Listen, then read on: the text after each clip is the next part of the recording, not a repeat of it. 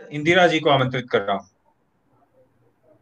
आज सीता नवमी है तो सर्वप्रथम तो मेरी ओर से बहुत बहुत बधाई स्वीकार है आपका हरकारा मंच से जितने भी लोग इस कार्यक्रम को देख रहे हैं। और सीता जी से ही मैं अपनी बात आरंभ करना चाहूंगी। भारतीय संस्कृति ने, भारतीय संवेदन ने हमें जो आदर्श दिया है, मातृ शक्ति को जो आदर्श दिया है, वो सीता का आदर्श है। आप सीता जी का अगर जीवन देखेंगे तो कितनी असाधारण परिस्थितियों में, कितनी खराब परिस्थितियों में उन्होंने एक श्रेष्ठ आदर्श भारत की नारी के समक्ष प्रस्तुत किया है। वो 1 वर्ष तक रावण की बंदनी थी। उसके बाद भी ना उन्होंने आत्महत्या की, ना उन्होंने हिम्मत हारी। वन जाने के समय जब उन्हें वन भेज दिया गया था और वो गर्भवती थी, उन्होंने एक सिंगल मदर होकर अपनी 2 संतानों का लालन पालन किया, उनको श्रेष्ठ बनाया। और सबसे खास बात जो मुझे इसमें लगती है कि उन्होंने अपने बच्चों को उनके पिता का सम्मान करना सिखाया। उन्होंने अपने बच्चों को ये बताया कि तुम्हारे पिता एक महान राजा है, एक महान पिता है, एक बहुत अच्छे पति हैं, ना कि ये कि उन्होंने मुझे निकाल दिया है या मेरे साथ ये हुआ है। तो ये आदर्श भारत की मातृ शक्ति को हमारी संस्कृति ने, वैदिक संस्कृति ने, भारतीय संस्कृति ने दिया है। स्त्री असाधारण परिस्थितियों में शक्ति का प्रतीक है। एक स्त्री जो हौसला नहीं हारती है, जो अपने संस्कारों को बचाए रखती है। अब हम आज की परिस्थितियों की बात करते हैं। बड़ी प्रसिद्ध उक्ति है कि जब भी कोई गोली चलती है युद्ध में, तो वो अंततः किसी न किसी स्त्री के सीने में जाकर लगती है। युद्ध हो, महामारी हो, कोई भी असाधारण परिस्थिति हो, जैसे कोरोना है या कोई प्राकृतिक आपदा हो, फ्रंट पर स्त्री आ जाती है। वो जो अपने घर में बहुत सुरक्षित होती है। मैं समाज की अधिकांश स्त्रियों की बात कर रही हूँ, ना कि सिर्फ कुछ वर्किंग वुमन की। मैं खुद वर्किंग वुमन हूँ जो आत्मनिर्भर है, उनकी बात नहीं कर रही हूँ मैं। समाज के बड़े हिस्से की बात कर रही हूँ जो फ्रंट पर आ जाती है और दोनों ही तरह का अवसर देती है। विपरीत परिस्थिति हमें, यदि वो संघर्ष में हमें झोंक देती है, तो वो हमें स्वयं को सिद्ध करने का भी अवसर देती है। भारत की मातृ शक्ति ने, आपको दुर्गा जी का रूप देखना हो साक्षात, तो आप हॉस्पिटल में डॉक्टर्स को देखिए, लेडी डॉक्टर्स को देखिए, नर्सेस को देखिए, आप पुलिस इंस्पेक्टर लेडी को देखिए, हवलदार को देखिए, कितनी विपरीत परिस्थितियों में अपनी जान की बाजी लगाकर वो लोगों को बचा रही है, एक माँ की तरह लोगों को बचा रही है। लेकिन दूसरी तरफ अखबार उठाकर देखिए, अगर कोरोना से हुई मृत्यु के अलावा सबसे अधिक कोई न्यूज है, तो वो घरेलू हिंसा के बढ़ जाने की न्यूज। घरों में स्त्रियों के साथ मारपीट बढ़ जाने की न्यूज आए दिन अखबारों में हम पढ़ते रहते हैं। इसको आप लॉकडाउन का तनाव कहकर खारिज नहीं कर सकते कि परिवार अपनी स्त्रियों के साथ, वो जो धुरी हैं, जो दिनों रात सेवा करती हैं, इसलिए हिंसा कर रहा है क्योंकि लॉकडाउन का तनाव है। किसी भी असाधारण समय में बाहर से प्रवृत्तियां किसी भी समाज में नहीं आती हैं। हमारी आम प्रवृत्तियां होती हैं, सोसाइटी की आम प्रवृत्तियां होती हैं, जो अपने चरम पर पहुंच जाती हैं जब स्थितियां विपरीत होती हैं। तो घर घर में स्त्रियों के साथ मारपीट, हिंसा, पुलिस केस, तो मैं कहूंगी कि सैकड़ों के मामले होते हैं, तब जाकर 1-2 मामले जो बहुत ही ज्यादा बीभत्स हो जाते हैं। भोपाल के अखबारों में कुछ समय पहले हमने 3-4 न्यूज पढ़ी जिसमें कि पतियों ने अपनी पत्नियों के हाथ काट दिए थे। तो चरम पर न्यूज पहुंच जाती है, तब संस्कारवान स्त्रियां हमारे देश की, तब उनमें से कोई निकलकर सहायता मांगने के लिए थाने जाती है।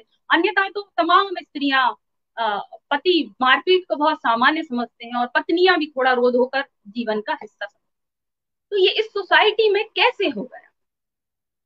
एक स्त्री को उसका परिवार कैसे मारने लगा, कैसे प्रताड़ित करने लगा?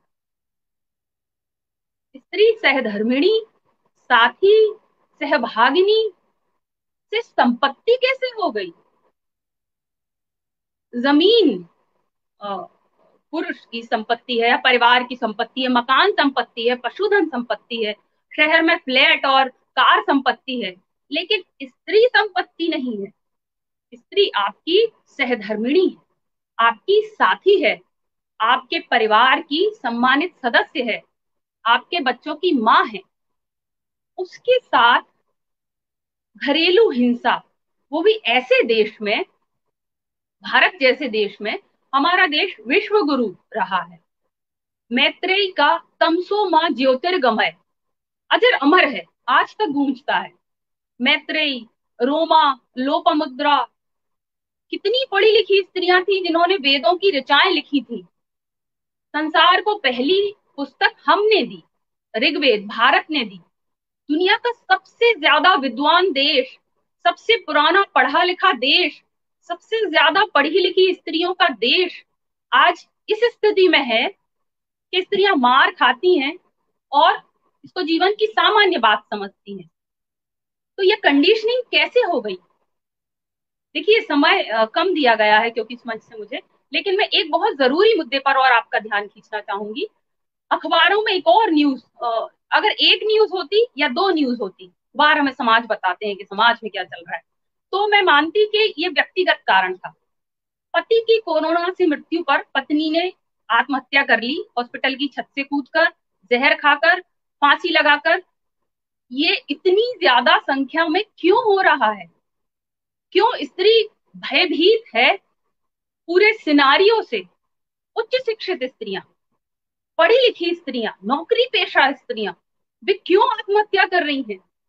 मैंने कहा शुरुआत में ही कि हमारी संस्कृति ने हमें सीता का आदर्श दिया है, जो किसी दुराचारी की बंदनी रहकर भी आत्महत्या नहीं करती है, जो सिंगल मदर होकर भी अपने दो बच्चों को श्रेष्ठ संस्कार देती है। भारतीय संस्कृति दुनिया की सबसे पुरानी पढ़ी लिखी औरतों की संस्कृति है। तो इस संस्कृति में आज स्त्री इतनी भयभीत कैसे है कि पति के मरते ही आत्महत्या कर लेती है, बावजूद इसके कि वो बहुत शिक्षित है। दरअसल अगर मैं अपवादों की बात नहीं कर रही हूँ, मैं खुद एक कॉलेज में असिस्टेंट प्रोफेसर हूँ, मैं पढ़े लिखे और बहुत सैलरी पाने वालों की बात नहीं कर रही हूँ, मैं भारत की आम स्त्री की बात कर रही हूँ। क्यों भयभीत है भारत की आम स्त्री इस सिनारियो से? ये किस बाहरी संस्कृति का असर हमारी उस महान संस्कृति पर पड़ा है जो स्त्री को मातृ शक्ति कहती है, जो पहला नमन स्त्री को करती है, माँ को करती है, जो पत्नी को समानता का अधिकार देती है, पत्नी के बिना कोई यज्ञ, कोई धर्म पूरा नहीं होता। उस संस्कृति में स्त्री कैसे इतनी भयभीत हो गई कि आत्महत्या कर रही है कोरोना में, महामारी में? वास्तविकता ये है कि आरंभ से देखें, आप पूरा सिनारियो देखने की अगर मैं बात करूं, अगर मैं अपने विद्यार्थियों को देखती हूँ तो छात्राओं को कभी भी छात्रों के जितने अवसर प्राप्त नहीं होते हैं। उनकी शिक्षा ना उतनी तकनीकी शिक्षा होती है, ना उनको परिवार एक समानता से उनके अपने बेटों की तरह, उनके भाइयों की तरह पालता पोसता है कि वो बड़ी होकर एक स्वतंत्र मनुष्य और किसी भी परिस्थिति को फेस करने लायक एक बुद्धिमान और स्वतंत्र और साहसी मनुष्य। देखिए, बुद्धिमान बहुत हैं भारतीय से, बहुत उच्च शिक्षित हैं। मेरी एक मित्र है, उच्चतम शिक्षित है, गृहिणी है, मार खाती है अपने पति से बरसों से। तो बात कंडीशनिंग की है, और ये कंडीशनिंग उस संस्कृति में है जो हमें, आज सीता नवमी है इसलिए मैं उनका रेफरेंस दे रही हूँ, ऐसा आदर्श देती है जो स्त्री हर परिस्थिति में, हर विपरीत परिस्थिति में अपने ना संस्कारों को छोड़ती है, ना अपने आसपास के लोगों की सेवा करना छोड़ती है।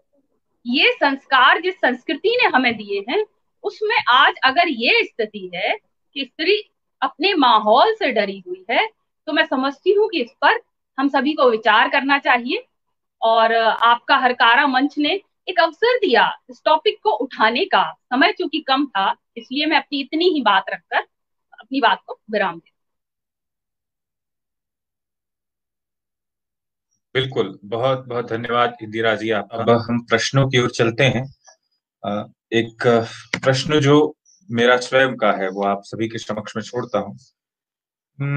चूंकि आज ये पूरा पैनल मातृशक्ति को समर्पित है और मातृशक्ति हमारे समक्ष उपलब्ध है, तो यह सवाल जो मेरा स्वयं का भी है या बाकी शेष लोगों ने भी मुझे पूछा है, तो मैं अपने सवाल को आप सबके समक्ष छोड़ता हूँ। इंदिरा जी और सोनाली जी, रितु जी, शिखा जी, एक क्रमवार विषय पर अपनी इस सवाल का उत्तर मुझे अपने अपने परिप्रेक्ष्य से देंगी।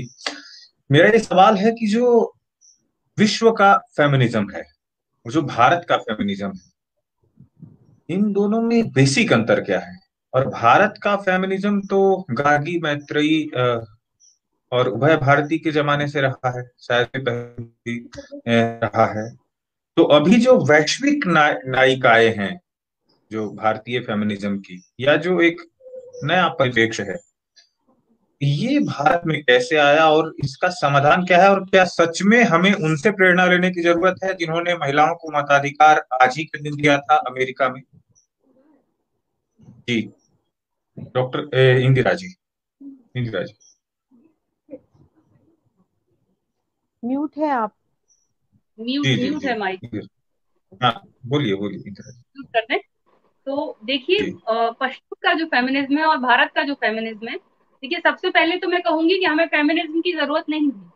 जब आदिकाल से विश्व की सबसे प्राचीन संस्कृति आरंभ हुई तो स्त्री और पुरुष साथी थे, सहधर्मिणी थी वो। और भारतीय संस्कृति में अगर स्त्री को मात्र शक्ति कहा गया है, सबसे ज्यादा सम्मान उसको दिया जाता है, तो हमें किसी स्त्री विमर्श की आवश्यकता थी ही नहीं। ये भारत की संस्कृति पर, भारतीय सांस्कृतिक संवेदन पर बाहरी असर है, बाहरी संस्कृतियों का असर आया। लगातार भारत पर जो तमाम आक्रमण होते रहे, उसके बाद ये स्थिति आई कि स्त्री सहधर्मिणी से संपत्ति में बदल गई। ये सोच समाज में वहां से आई। दूसरी बात, अगर आज हम स्त्री विमर्श की बात करें तो भारत का स्त्री विमर्श, पुरुष, मैंने कहा कि हमें तो फेमिनिज्म की जरूरत ही नहीं है भारत को।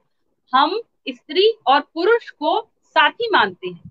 राम ने यज्ञ किया था, सीता नहीं थी तो वो दूसरी पत्नी नहीं ले आए थे, उन्होंने सोने की सीता बिठा ली। भारत में पत्नी का ये स्थान है। तो हम स्त्री और पुरुष को साथी मानते हैं, साथ समान चलने को मानते हैं। पश्चिम का स्त्री विमर्श कहता है कि स्त्री को पुरुष से मुक्ति चाहिए, परिवार से मुक्ति चाहिए। भारत का स्त्री विमर्श कहता है कि हमें परिवार में सम्मान चाहिए।